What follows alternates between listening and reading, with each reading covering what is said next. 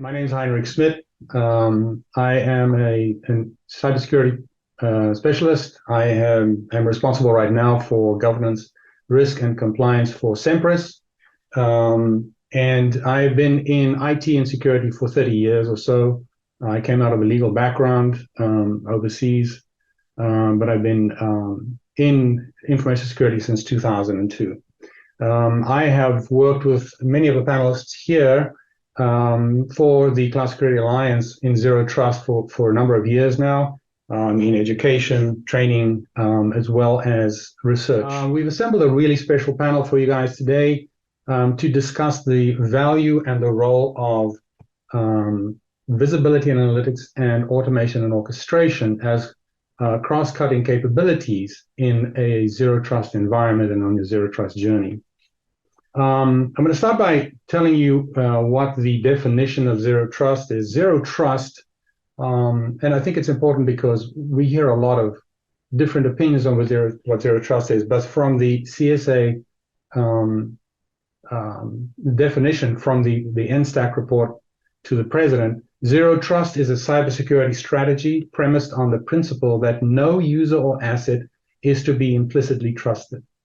It assumes that a breach has already occurred or will occur, and therefore a user should not be granted access to sensitive information by a single verification done at the enterprise perimeter. Instead, each user, device, application, and transaction must be individually verified. I'll also add to that, NIST 800-207 mentions the tenets of Zero Trust as there are 7 of them. All data sources and computing services are considered resources. All communication is secured regardless of network location. Access to individual enterprise resources is granted on a per session basis. Access to resources is determined by dynamic policy. The enterprise monitors and measures the integrity and security posture of all owned and associated assets. All resource authentication and authorization are dynamic and strictly enforced before access is allowed.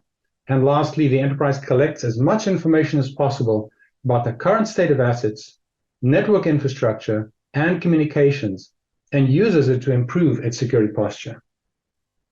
There are some important references on the internet that you can go find. I'm going to list a couple. CISA Zero Trust Maturity Model is really foundational to a lot of the work, or most of the work that we do for Cloud Security Alliance with regards to Zero Trust.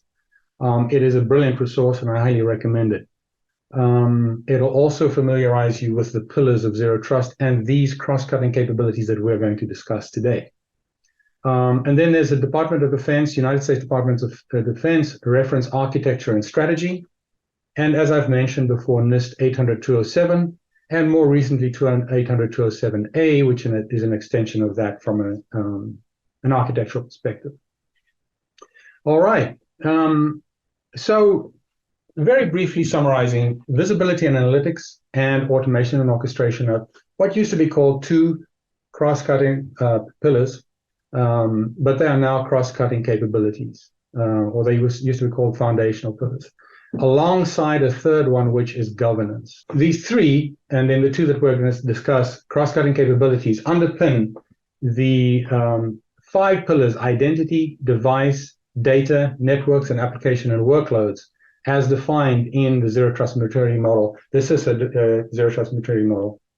It should be kept in mind that the Department of Defense also has a separate maturity model, which is reasonably well aligned with the CISA one, but there are differences.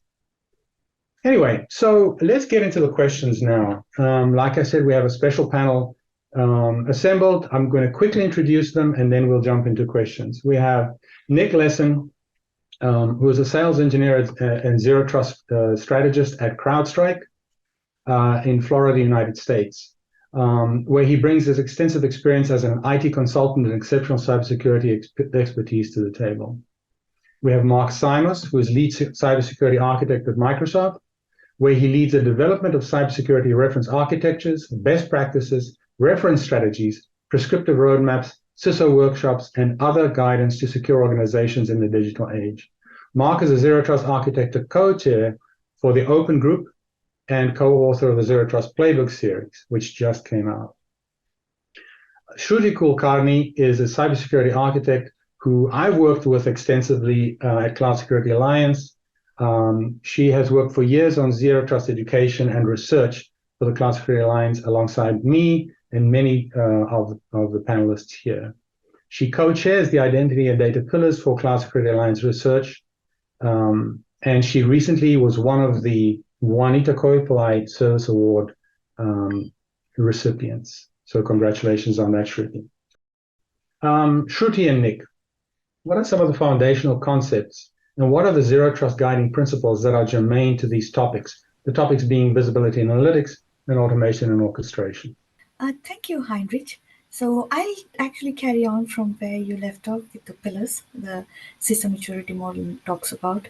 So along with the 5 pillars and the cross-cutting capabilities, there is the 5-step process for zero trust implementation.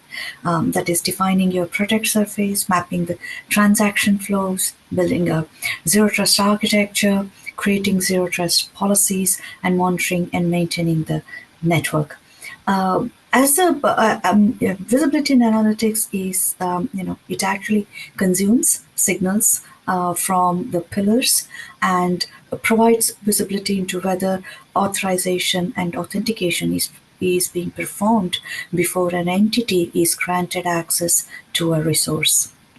So those are the foundational basis of zero trust and visibility and analytics. Over to you, Nick. Yes. So earlier, Heinrich, you talked about the different architecture framework guidances that are out there, most popularly for the federal government and also civilian agencies. You mentioned CISA's guidance as well as Department of Defense's zero trust framework.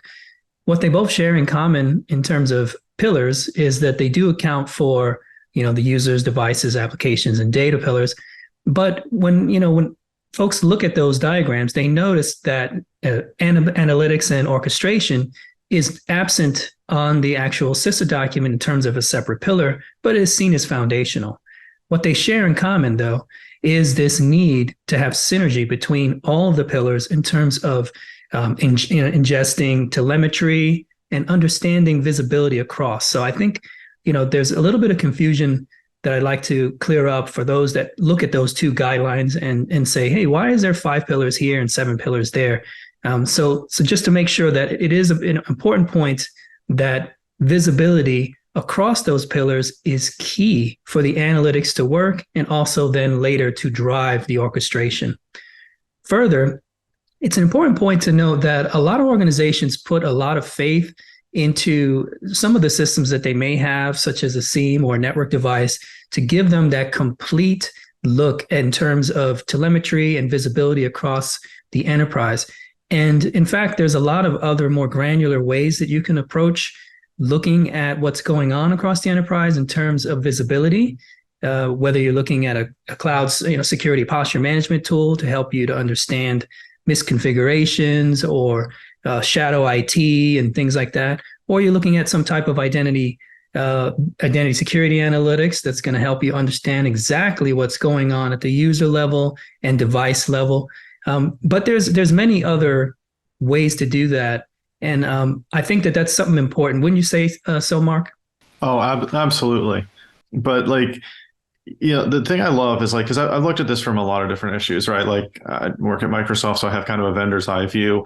I'm at the open group, so I have sort of an independent standards body view similar to CSA. I work with NIST a lot. All these different perspectives on it, writing the playbook in a sort of per role based view.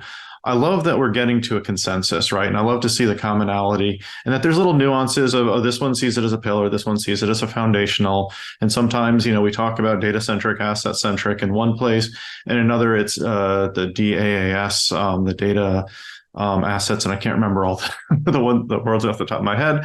But we have different terminology, but ultimately everybody's pretty much getting to this. Hey, the firewalls aren't enough. Now we have to protect the stuff wherever it is, and then applying all of the things that we have to it. The thing that I've seen, though, that's the most challenging is as we transition from, this, from this understanding, and we're kind of past that, and we are all agreeing with the same thing. The big thing is it's a big job. right? There's a lot to change, right? Because, you think about the threats, they're always changing, right? And there's a lot of them, and there's, commercially driven and mission driven and nation state driven. And then the things that we have to protect, the technology estate, we've mentioned it in a bunch of different ways. That's really complex. And then there's new cloud services coming online from AWS and Google and Azure, and new SaaS apps and all that coming online every day. And so you have all these changes going on. And then the business is asking new things as they're trying to find new ways to address customers. And so you have this huge workload. And so that's one of the biggest things I've learned about Zero Trust, is that sheer scale of it, that we got a lot of work to do. And so the big thing I always focus on is pragmatism. How do we make sure that what we're doing is, we're prioritizing the first things first? We're not missing anything because we're so focused on network or governance or risk or some other perspective. They're all valid perspectives. How do we actually look at the whole thing and then prioritize within it and say, this is my best bang for the buck, my low hanging fruit? And then get I think the terms in CSA are iterative and incremental. I love that phrase. What is the next quick win? Okay, we did that. Now what's the next quick win after that? How do I get quick wins running across all my different teams? And so that's the big thing that I've seen is, hey, we're all on the same page. Now we all have to execute. All right, thank you.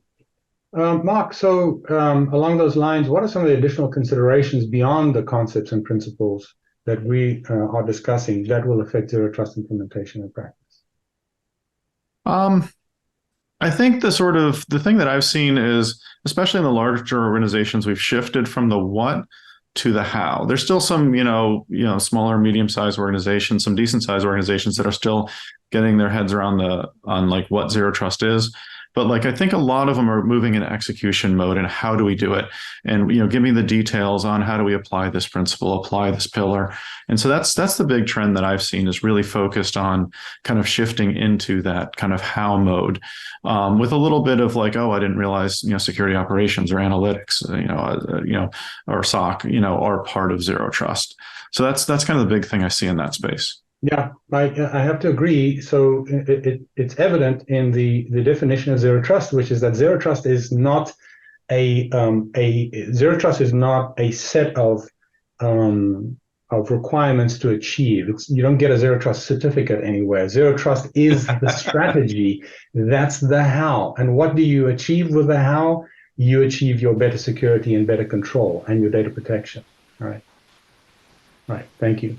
All right. So while Zero Trust implementation is iterative and incremental, are there some key capabilities which organizations should consider implementing early as enterprise services to support the entire Zero Trust implementation and journey?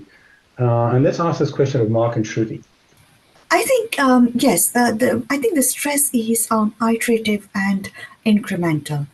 To do that, the pillars of CT should acquire their elements. For example, identity should have their own database or an inventory of all the identities used in the environment. Because, if you have identities, they will access resources, and that's the beginning of a breach. There is no breach that happens without access control or without an identity. So and then also having an inventory for devices and data, where the data is located, is also very helpful. And then the iterative journey can build up on these inventories. Also, it helps, when the signals are consumed from all the 5 pillars, that is like endpoints, the endpoint monitoring or identities and any kind of signals from access control and all that. So it's important to start the journey, first thing. And second part is start the journey in baby steps and not in a big bang way.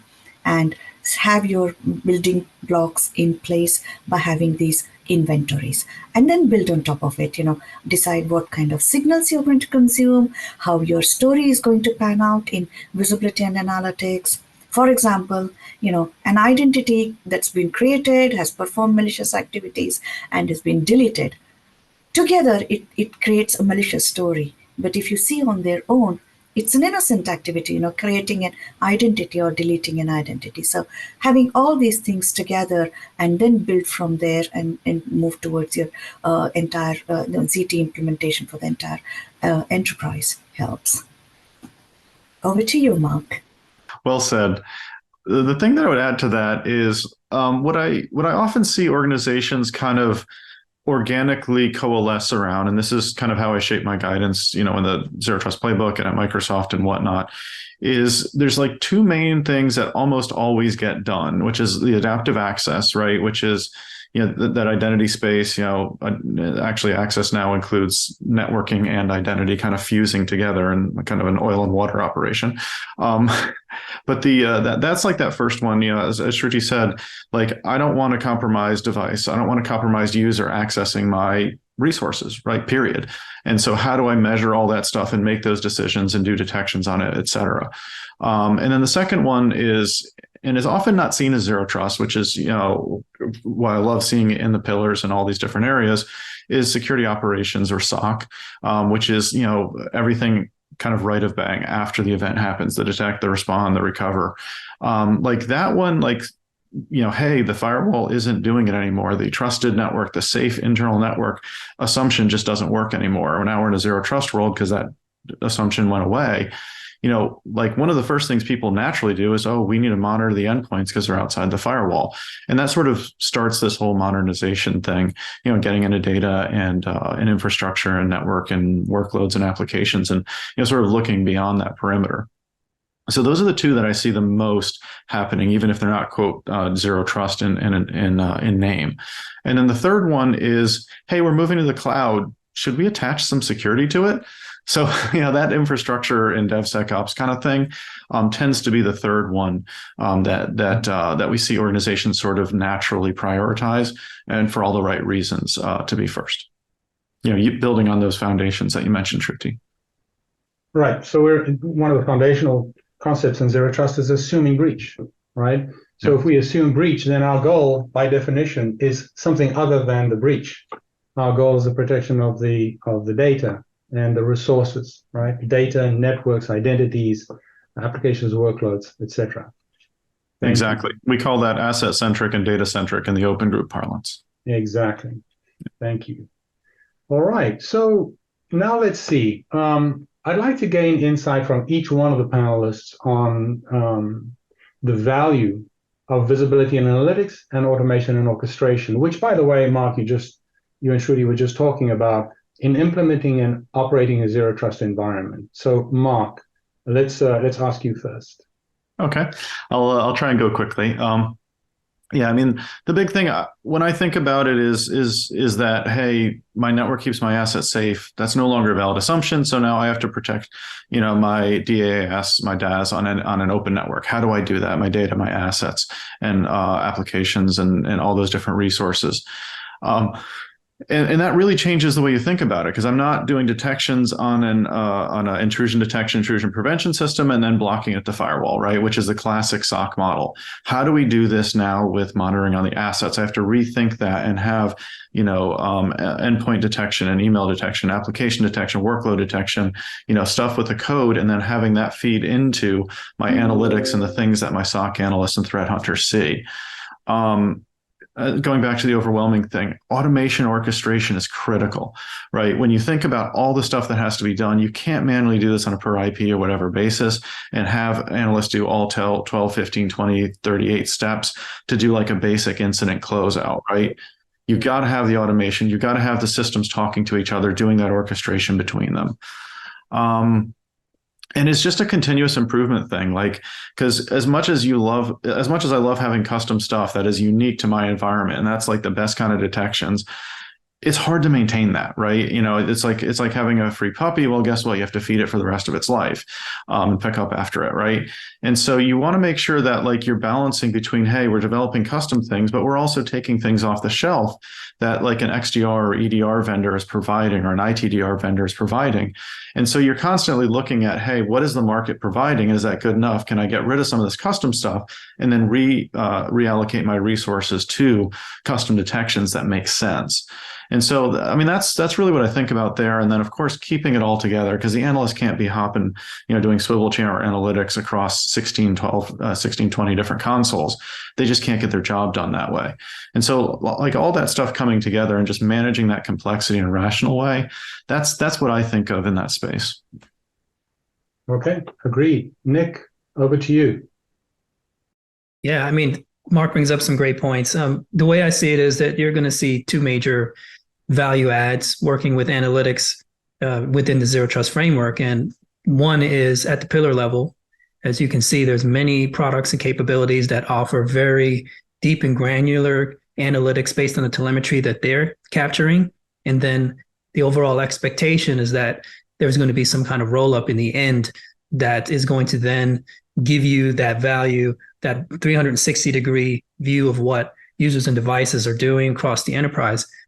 But there are challenges to get there because, as also Mark pointed out, there's not always integration out of the box. And you are seeing a lot of these systems come in, they're telling you exactly what's going on with their lane, but the left hand doesn't always know what's going on with the right. Right. And so this is a big challenge for customers. And so it's very important to do those internal assessments to understand which products are going to integrate well with each other and, learn how to leverage the analytics that come from those stacks as well, rather than duplicating efforts. Right. Because we also see that. We also see customers taking in everything into a seam and then trying to generate analytics on everything. Whereas at the same time, you have things at the local level, at the endpoint, or at your IDP, they're telling you things, and that's going to take extra manpower, extra work. So where we're seeing success is where customers are able to take analytics from those particular pillars and then come and roll them up and have compound analytics happening, taking context from some of those systems and then factoring them in to drive the automation. That's kind of where we see. So definitely there's two major values there, but to get to that second top value, which is the one where we expect that, that synergy between the pillars, it really going to involve integration, coordination, and things like that. What do you think, Richard? So I certainly agree with what you discussed in terms of the analytics side. I think one of my concerns that Mark sort of touched on from the ops side in terms of analytics is the whole swivel chair problem across a number of the pillars, and what in effect is going to be a lot of the control technology that sits within each of those pillars. So from my point of view, one of my key concerns in terms of automation is looking at how we can ensure consistent and appropriate information and policy across the organization's estate. And I think policy is going to be one of those key areas, because historically we've seen products manage policy within their own silo, basically.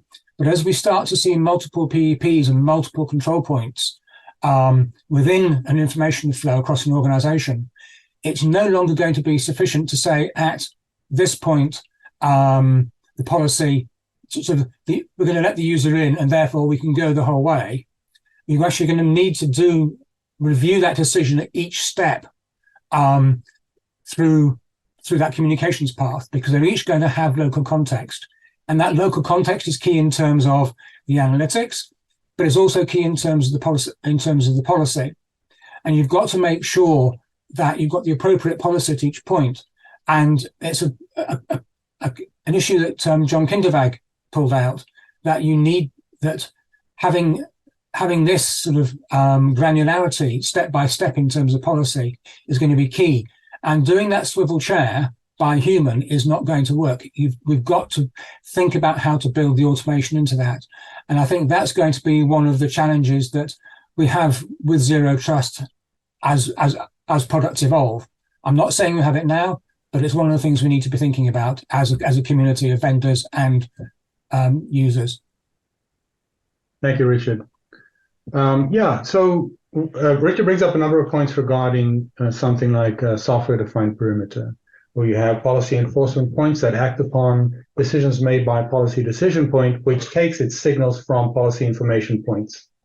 These are also base Zero Trust concepts.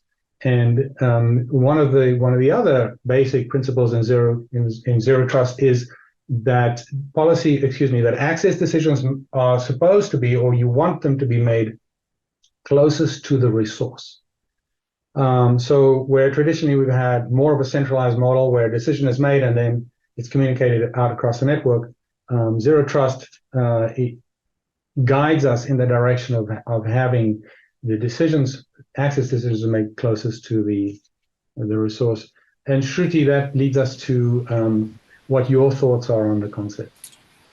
I'm going to take all your points. You all made really good points, and I'm going to tie them up together. So I would say that yes, Zero Trust is policy based, which it would really help if we can create based on contexts, and then as we consume signals from the pillars, we visualize and analyze them in visibility and analytics. And so any kind of gaps or any kind of feedback we see as a part of this analysis, we should be able to feed it back into policy in an automated way. So that way we have a control system set up wherein we set up the policies, we consume the signals, see how the policies are working, check whether we need to make any improvements, feed it back in an automated way to the policy. So it's sort of, complements what Richard said. Thank you, Shruti. So I'll wrap a bow around that and say, I think that the bottom line is it has to be automated. Humans cannot sit there and make all those decisions and feedback appropriately. Plus, there's a level of acceptability in the decision-making process as far as an error rate is concerned. All right, so let's move on to something different. Shruti and Nick, how do these cross-cutting capabilities that we're discussing enable context-based policy enforcement in accordance with Zero Trust strategic principles? And before you answer, I just want to clarify, there are two types of policy that we discuss when we discuss Zero Trust. The one is corporate information security, enterprise-wide policies. Thou shalt not. These are the things to do. Stuff must be encrypted. Don't do bad things. Corporate information security policies. The policies that we discuss here for purposes of software-defined perimeter and access decisions are a different kind of a policy. They are policies that are created in software. So how do these cross-cutting capabilities enable context-based policy enforcement in accordance with Zero Trust strategic principles? Shruti. Thank you, Heinrich. So, many of the breaches actually start with an implicit trust. And that implicit trust comes from the identity and access control. So if we are to avoid breaches, that we need to make sure that we are looking at the context in which the right resource can access, the right entity can access the right resource at the right time from the right location from the right device. So all this builds up to a context. Now, I know I've referenced signals many times in this session, but what we can actually do is how we can use the cross-cutting capabilities, especially visibility and analytics, in terms of gaining whether whether the entity has been authorized and authenticated before accessing the resource. So that can be built upon the context, and then these signals can be actually shipped to visibility and analytics, and then we can verify whether what we are doing is indeed the right thing to do or not, whether we have got the right context or not. So that's how I feel both pillars and cross-cutting capabilities complement and supplement each other. Thank you, Shruti. Nick, what are your thoughts on that? Sure. Just building on what Shruti said, I've been supporting government customers, U.S. government customers, for quite some time now. And a program that existed even before Zero Trust was Comply to Connect. And in that program, the goal was to inspect traffic and make sure that, at a high level, that devices couldn't connect to the incorrect domain, security domain, whether it was a classification or any type of device that might be foreign. There would be certain checks that be in place to do that. And in early instances of this, it was pretty much an appliance or one technology that did it all. And it very much happened, at the network level. But zero NAC, for trust, instance, right? yeah, NAC, you know, pretty much most people know it as NAC, right? Traditional NAC.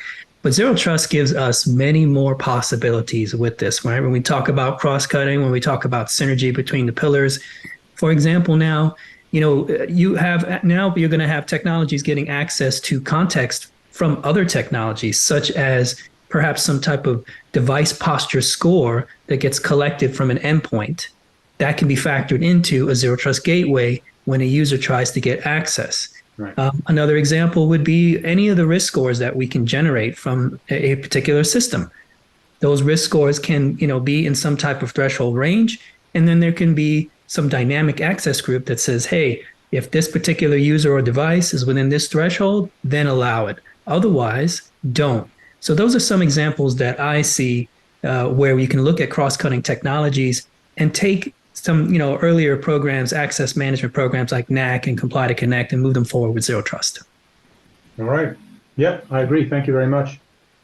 Okay, so with regards to automation and orchestration and how it's used in automation and orchestration is when we think about that traditionally outside of the zero trust concept, we usually think of things like CI/CD pipelines. So Mark and Shruti, are we talking about similar aspects from a zero trust perspective? In other words, is it specifically CI/CD pipelines? So I'll go first, if that's okay, Shruti. Oh, absolutely. So, like, the way I think about this is like we're so buzzword oriented in the technology industries writ large, including cybersecurity, that like automation orchestration is the core thing. Hey, you're going to have the machine do the same thing over and over. You're going to have it talk to other systems, right? That's what it is. But we call it CI/CD pipelines for developers. We call it SOAR for security operations and other security sort of things. And infrastructure as code is the new cool way of saying automation for sort of the IT technology server container sort of world, right? Like at the end of the day, it's all automation, right? And so I kind of see those as like all different names for the same thing. So that's kind of like the first big thing I see there. And I see all of these as being critical because I want to go back to a comment you made earlier, Heinrich, a couple questions ago, that like automation is, I mean, it's required. It's the only way you're going to survive Absolutely. the complexity of this. But the one thing I would caution is that it has to be human centric, because at the end of the day, the humans have to author it, right? They have to approve it, even if it's generated by ChatGPT or Copilot or some other sort of LLM AI. But it also, the difficult judgment calls that have to be made are going to have to be made by humans. Like they're complex, sort of challenging things. And so the automation should be about enabling and empowering the humans, extending their skills, extending their knowledge, and taking some of the manual repetitive tasks off of their plate, as opposed to replacing humans. So I'm a big fan of having a human-centric approach to automation. That how are we making the analyst's life easier? How are we making the threat hunter's life easier? How are we making the threat intelligence folks' lives easier? Like how are we doing that, and how are we taking the tasks off their plate and then providing them, to key into another word I've heard a lot in this panel, context. How are we giving them the context to make the right decision so they can scan across it with their experience and say, okay, that one's real. Right, like that's how I think of the automation orchestration. Like there is, I don't know, I see some connection with the CI/CD pipelines, especially because you don't want to put an unpatched machine out and then manually patch it, and then the new version of the pipeline runs and then it unpatches it again. Like you definitely don't want to be going in those situations. But that's the biggest close tie I've seen with the security and zero trust with the CI/CD pipelines. Embedding that security into it. The SOAR thing tends to be sort of a right of bang versus the CI/CD is protecting against left of bang. I don't know. I'm very interested in your thoughts, Shruti. I totally agree with what you said, Mark. So, yes, absolutely. Whether we consider it from a CI/CD pipeline or SOAR, automation is automation. I would just like to add one more point to it. With infrastructure as code, especially from a CI/CD pipeline, people do tend to add identities, and sometimes we just miss out on what identities have been added. And if they are unmanaged, they could lead to a very different sort of a breach of protect surface that we are actually trying to protect. So I would use both, automation and orchestration and visibility and analytics together to understand the identities, the sprawl, identity sprawl, if I may say so, and then make sure that we have these sort of sprawls under control. So I would complement both. Completely agree. Together. And one thing I would add, please make sure there's no keys and passwords in your automation, please. Absolutely. Yeah. Thank you both.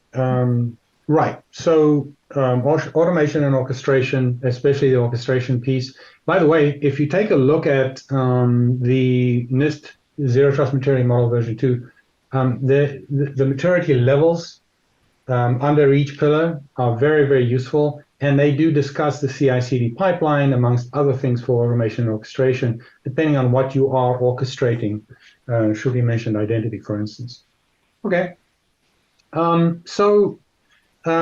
I have a question basically for Richard, but I'd like the panel to assist in general, so just chip in as you see fit. Regarding cross-cutting capabilities, as they are needed by pillars in order to deliver zero trust, a key objective of zero trust is to take a contextual view across pillars to get a better understanding than might have been achieved previously with switch operations of multiple technology silos. So, what needs to be coordinated and orchestrated across multiple pillars? One of the things that I could add to that discussion is that there's a need for there to be sufficient baseline information to drive really good analytics. I think that, some organizations take the approach that they're going to just look simply at detections, and they're going to, look for these tools to help, hunt for them. And they just kind of focus on things that kind of stick out, but without having that complete picture of what's going on, not having sufficient data captured on the day-to-day life of, users, day-to-day activities, and the connections that go, the behavioral information between systems, you're not going to get really rich analytics, right? Because you need to be able to distinguish between what's normal and what's abnormal. So I think that's one of the things that when, organizations go into pilots and they want to test, that they should definitely consider that they have a really good, sufficient amount of data on the actual environment, on activities that are there. And then that way they can get reliable analytics. Right. So the systems and solutions and services need to speak the same language. They need to have an awareness and understanding of each other. It doesn't help if you have disparate systems and they can't consume the signals or the outputs of each other. Good point. Thank you, Nick. All right. Now I have a question for Nick and Mark, Dr. Nick and Mark. How can AI, artificial intelligence, and machine learning, large language models, something on the tip of everybody's tongue these days, certainly, very, very cutting edge and the speak of the time, for instance, how can they help facilitate zero trust and generally security operations and a zero trust concept? And then how do these differ from manual analytics? I can go first if you don't mind, Mark. Go for it. Because I definitely want to build on some of the things that Mark talked about earlier, right? So generative AI, when you think of things like ChatGPT and how people are using it today, imagine putting that in front of, threat intelligence data, your enterprise telemetry. Imagine the possibilities when you have an AI assistant that's working on your staff. So the first thing that comes to mind is force multiplier, right? You're going to have someone on your staff or something, right? This capability where you can say, hey, I need to know how to do this. And we're going to assume that generative AI is familiar with your technology, has consumed its documentation, and can answer really useful questions about how to do things. So that is going to help, to plus up, skill up, level up your employees and take your junior analysts, your junior admins, and get them a little bit higher, faster, right? So just imagine having that expert on your team. So that's one way to do it. As far as helping with zero trust, also another comment that Mark made that I can build on is when he talked about the swivel chair situation, right? Being able to, we talk all the time about trying to have unified consoles to address that, but it's going to be impossible to get everything in one console, right? Even if you have a unified dashboard to help you, it's still going to need to drive you towards other tools to get there. But imagine you can ask that AI assistant to do a lot of your mundane tasks. hey, AI, tell me who your top offenders are. Tell me who my worst, systems are most susceptible to the latest hacks, right? Being able to run those reports and go from machine to machine is going to take time away from, your more skilled individuals. And it's going to, by letting the AI do it, it's going to free up those people to do what they really need. So I think it's definitely going to show value in more ways than that. But those are just some examples. Wouldn't you say so, Mark? Completely agree. And one of the things, just to like, when I think everybody loves to talk about single pane of glass, whether they love it or they hate the idea. The way I actually think about it is like single pane of glass for a role, right? Like if I don't have to change my pane of glass to do my job as a SOC analyst or as a posture management person or as a engineer, that's great. The problem is that our tools from the industry aren't really built that way. They're built in, hey, I can write a tool for networking for this, along the technical pillars. And then the cross-cutting things, when you have a cross-cutting role, it's like, good luck, sorry, right? And so that tends to be like the tension that I see there. But yeah, I'm a big fan of like that sort of unified experience for any given role. But you're kind of getting to the AI and ML thing. Like, I think about it. I had to actually go pretty far back to get context on like, what does this thing mean? And I started to realize that it was sort of like, this is stuff that like Bill Gates was talking about in the early 90s, right? About like this dream of the natural language, right? Because we started out, you had to program computers like punch cards and then getting object oriented, and now some of the better programming languages. And then that was a pain. So they decided to come up with command lines, right? And so I run this thing all the time. I do a listing of the directory of the files. So let's go ahead and make a command line interface where I can run commands. Okay. And we have Bash and DOS and Linux and PowerShell and all that's kind of matured. And then this whole typing thing was hard for people. So they decided to come up with a GUI, right? And, so you can actually point at the thing you want to do. Great. That made things better, and it got better over time. And like this, I see like ChatGPT as sort of making real the sort of chatbot idea, the actual having a conversation, whether it's voice or whether it's typed. Like it's actually a whole new interface with computers. And it's not just kind of like your basic, trying not to name one of the phone vendors because I don't want to throw anyone under the bus, but like your voice commands on your phone are a voice command, right? Like you have to memorize it, you have to say the right word. It doesn't quite know what you're saying. But like now with the LLMs, it can actually put all that context in place and figure out, are you trying to run this? Okay, good, done. Right. So I think it's bringing alive that sort of fourth interface, that chat or conversation interface with computers. That's much more human than it is technical. And that's sort of similarly how I think about like analytics, right? When you kind of apply that technology to it. Like in the old days, it was like, look at your logs. Okay, that's boring, right? One. And two, like who has the experience to see something weird in it? And so then they came up with static analysis. We're going to query the logs. Okay, let's run a query and look for anything that doesn't match this or anything that has this particular attribute, or, I'm going to make up the numbers because I haven't memorized Windows event logs in a while, but like give me an 1822 that was a failure or something like that, right? I know I got that one wrong. But then that was pretty good for some things, but then all of a sudden there was just too many, right? Like, so it wasn't even I could look at the logs. I couldn't even query the logs in an intelligent way because, we've got new cloud stuff coming online and we've got new this and a service I never heard of. And it's all flooding, my SIM or my data lake or whatever. And so I needed something to do some like mathematical probabilistic look for weird stuff, or let me program this to look for the kinds of patterns and then have it go and fuzzy find some of the other things. And that's where machine learning, or so weird to say, this classic AI did a great job of that, like parsing all these things and looking for the weird stuff that either was programmed into it or here's some weird stuff, have an expert look at it. Still very much like a human computer interaction. But then generative AI comes along, and I think it comes from a different direction. I think it comes from that interface direction where it's extending me as a human and figuring out what I want and then translating that into the technical commands on the data that I have. And so it's not another way to parse the data. It's another way for a human to be able to figure out how to access the stuff that's already there, whether it's machine learning, static analysis, or something else. And so, I see this as being super powerful because when you think about the skills gap we have, right, and the ability for people to do it, and I can ask the chat thing, how would I do this, or what should I do next, or what is an investigation process? I can learn from the machine in addition to having it understand me and turning that understanding of what I'm trying to do into this, specialized technical query or what have you. So I think it's an amazing leap forward in it. I mean, we're still early days. We're like the first few minutes of the next day of this, so we're still figuring these things out. There's still some great stuff in these first few minutes. But I feel like there's so much that's going to be coming from this because we're now using the automation and the machine learning technology to help both from that system up as well as the human down perspective. So I'm really excited about this, if you can tell. Yeah, I appreciate the input of both you guys. I'm going to add one little thing to underscore. In my opinion, zero trust, by definition, especially when you talk about things like software-defined perimeter, think about 1 billion access requests a day, okay? That's not that unusual. Get 1 billion access requests a day.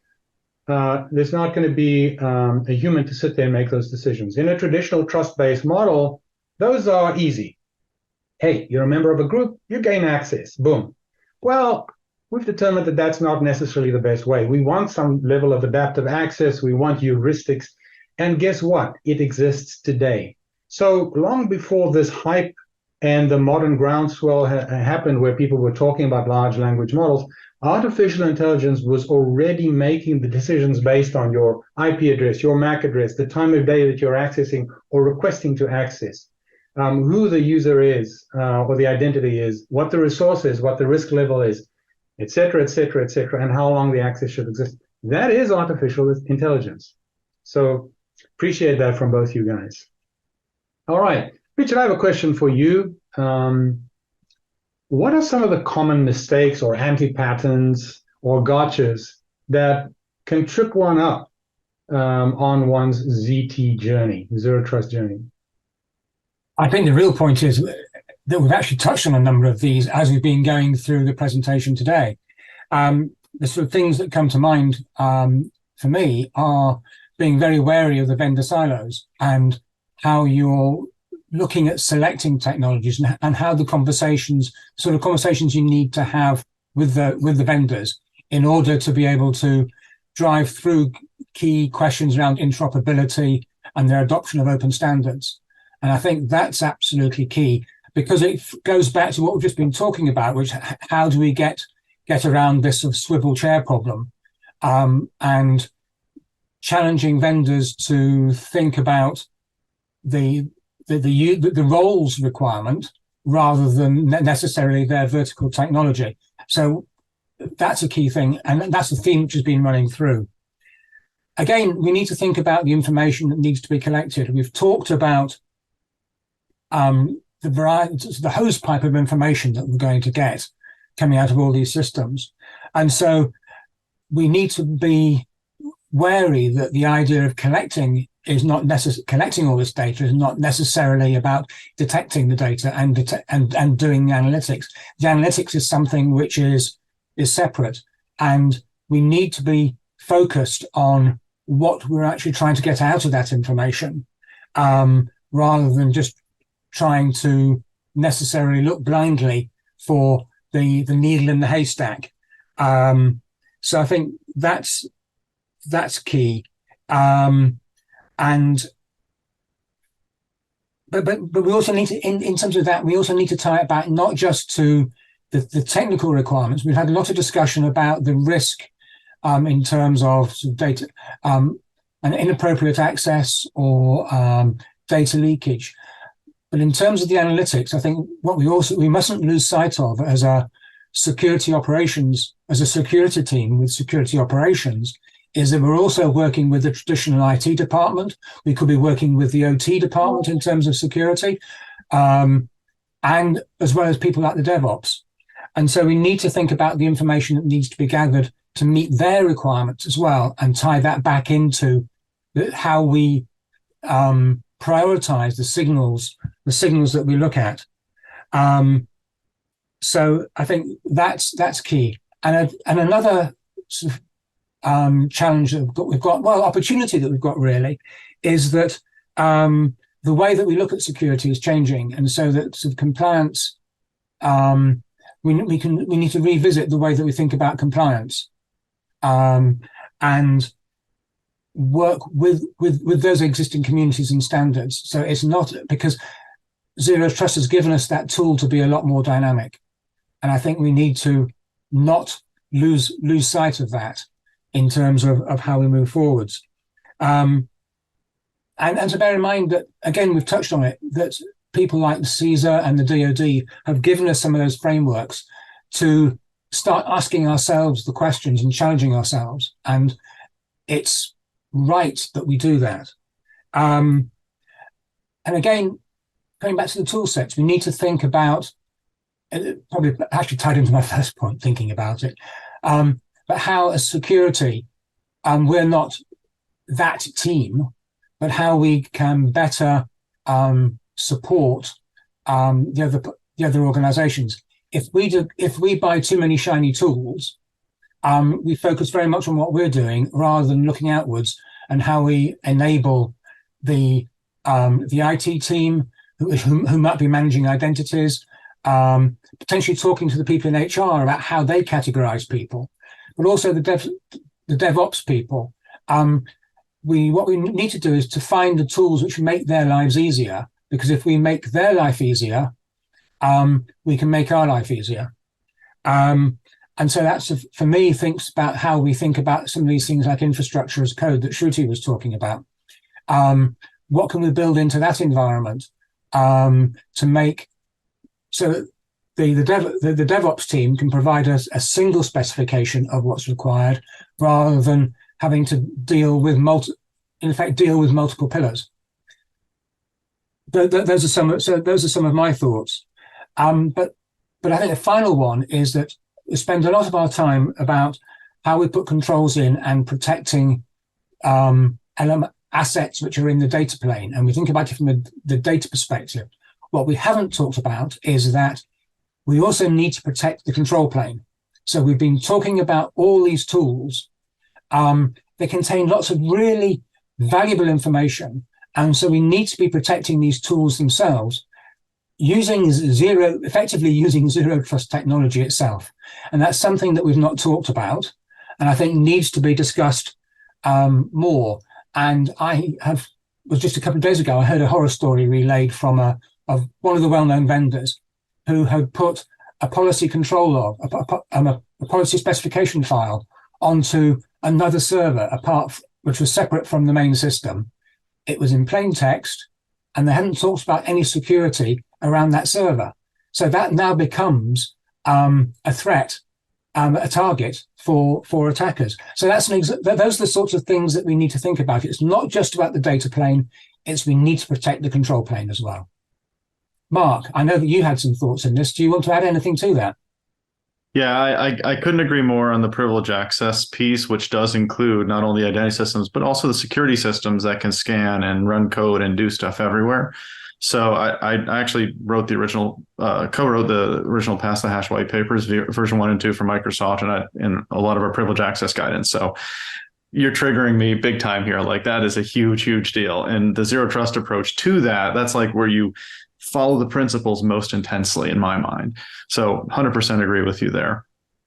The thing, kind of on the security analytics and automation orchestration side, like, I have sort of my favorite list, and I'll list it off here in a moment here, but all these kind of fit the theme of I feel like they're symptoms of bottom up, like technology first, kind of perspective, as opposed to outcome down. And, when we take Security Operations Center, which is how the whole thing started, we realized it's not a facility. So we chopped off the C. It's now Security Operations. So sometimes SecOps, sometimes SOC. Like, the big thing is it was an organic, brought in the smart technical people thing. And the thing that I love about Zero Trust is it's starting to pivot us from bottom up to top down. It's saying, what are the outcomes? It's about the time the assets are accessible to the adversaries. How long is their dwell time? How much time do they have to actually mess with our stuff? Because if I only have 5-10 minutes as an adversary, I can't do nearly as much as I could with 2, 3, 5 hours a week, 2 weeks, right? Like, I can do a lot more with a lot more time as an attacker. And so like having that outcome driven, what are we really trying to do here? Right. And taking that down into, okay, what are the functions and the teams and the processes? And then what is the technology to support those outcomes? Like that's, I think, what Zero Trust really introduces to that whole security operations space. And when I think about like the opposite, what are the things I typically see out there that aren't that? It's the collections, not detection, which you mentioned. The network is the only source of truth. There's a lot of, we started as a networking team and then we added security and then that broke off, but it's still got the roots in networking. A lot of we only had a SIM, so we had to write our own queries, just kind of used to that. And then you finally get a decent tool from a vendor and you kind of get obsessed with it a little bit. And it's like, ooh, yeah. And, of course, before you have the budget, you're like obsessed with it even more. And then you realize that, oh, there's other tools out there. You end up buying a lot of tools and then you're stuck with swivel chair. So that's kind of the journey of anti-patterns that I usually see in kind of in order. And I've had customers stop me when I show the slide that I have on this. And they're like, wait. Yeah, we did all those. So that's typically what I see. So that's my take. Yeah. I agree. We need to be thinking a lot more about top down, or at least we need to be thinking about how we can engage people so that they can work top down in the context that they understand, and not in our language. And I think that is a challenge for a lot of us who are technologists. Yes, business risk language is not the same as technical risks and technical configurations and blocked or allowed. It's very different. Yeah. Thank you both. All right. So last question. Let's have a little bit of a round table of closing thoughts. Shall we start with Shruti? Okay. So from my perspective, ZT is not a technology. ZT is not a framework. ZT is not a standard. It's a way of working. It's a way of thinking. So start with baby steps, do an iterative approach, and make your visibility and analytics and automation and orchestration work for you. Don't work for them. Don't collect huge amount of logs and keep staring at them. Make it work for you. That's what I have got. Agreed. Dr. Nick?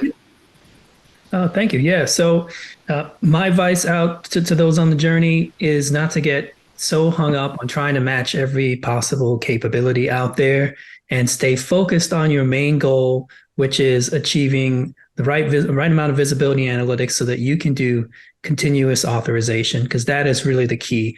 If you spend so much time trying to map all of your capabilities to all the pillars and do a pilot that does a million use cases, but you're simply able to achieve dynamic, continuous authorization with a few capabilities that you have, believe it or not, you're much further than you think, and you don't want to trip yourself up and drag things out by trying to check all of the boxes. You can get there eventually, but focus on the key principles.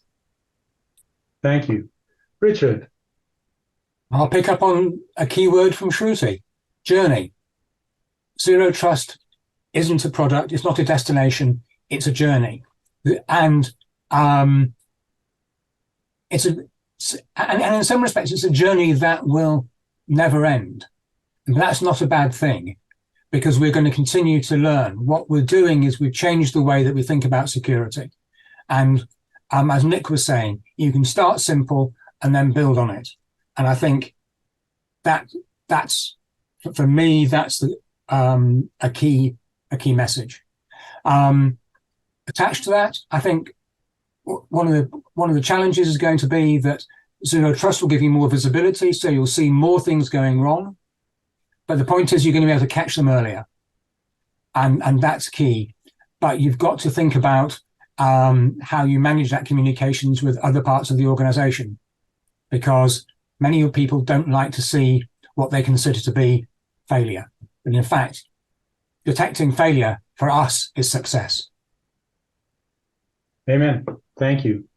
All right, Mark, let's hear your thoughts and final thoughts on visibility analytics and automation orchestration.